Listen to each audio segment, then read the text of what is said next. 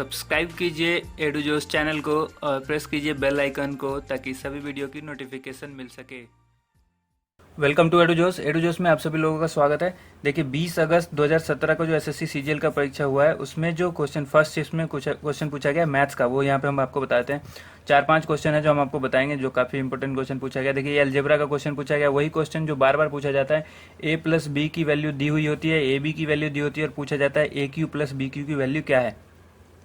तो इसमें दिया हुआ था a plus b is equal to 1, a b is equal to -6। तो इसको हिट एंड ट्रायल मेथड से करते हैं।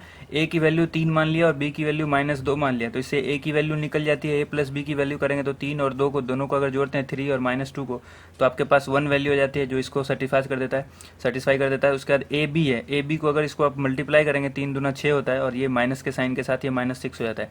तो आपकी जो वैल्यू है 3 और -2 ये इसको सेटिस्फाई कर रही है, तो आप ये -3 और -2 का क्यूब कर दीजिए, वो आंसर आपको निकल जाएगा। देखिए 3 का क्यूब किया तो आपको आ गया 27 और -2 का क्यूब किया तो -8। 27 में से 8 घटा देंगे 19 आ जाएगा। ठीक है, ये आंसर होता है इसका। उसका देखिए एक सवाल पूछा गया कि एक समकोण त्रिभुज एबीसी है जिसका कोण जो है वो बी समकोण है, यानी एबीसी जो बना है तो उसका बी समकोण है। यहाँ पे हमने एंगल बना दिया बी, इसमें 90 डिग्री डाल दिया क्योंकि समकोण बता रहा था। उसके बाद जो है वो ए के बारे में यहाँ पर ए के बारे में दिया है कि ए जो है वो 60 डिग्री है, तो ए हमने यहाँ पे 60 डिग्री लिख दिया।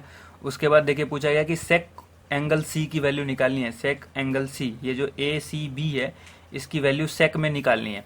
तो सी की वैल्यू हमें पता नहीं है, तो सी की वैल्यू सबसे पहले निकाल लेंगे। देखिए ये 60 है और ये 90 है, तो एक ट्रायंगल में 180 होता है। 180 में से 60 और 90 को अगर जोड़ के माइनस कर देंगे तो ये आ जाएगा 180 माइनस 150, यानी कि 30 डिग्री आपकी ये वैल्यू आ गई। तो ये वैल्यू 30 आ गई, तो अब आपको वैल्यू निकालनी है सेक 30। सेक 30 की वैल्यू 2 होती है, ये आपका ये आंसर हो गया। उसके बाद देखिए एक सवाल पूछा गया कि साइन 30 प्लस कॉस 30 का वैल्यू बताना है। Sine 30 degree plus cos 30 degree, तो साइन 30 की वैल्यू आपको पता है 1/2 होती है और कॉस 30 की वैल्यू होती है √3/2। दोनों को जोड़ देना है √3 + 1/2, ये आंसर था ऑप्शन में। ठीक है, उसके बाद देखिए एक सवाल पूछा गया साइन थीटा की अगर वैल्यू 12/13 है तो कॉट थीटा की वैल्यू पूछी गई कितनी होगी। तो बहुत ही आसान सा सवाल है ये साइन थीटा। इसमें देखिए 12/13 यानी पहला जो ऊपर है साइन थीटा बराबर क्या होता है, लंब बटा कर्ण या p/h। ठीक है, परपेंडिकुलर बाई जो है वो हाइपोटेनस।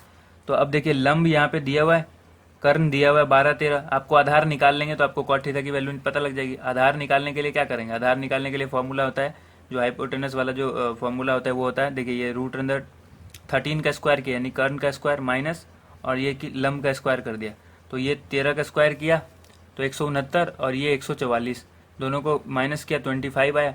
25 का √100 निकाल लेंगे तो ये आपको 5 आ जाएगा। 5 आपका बेस निकल गया।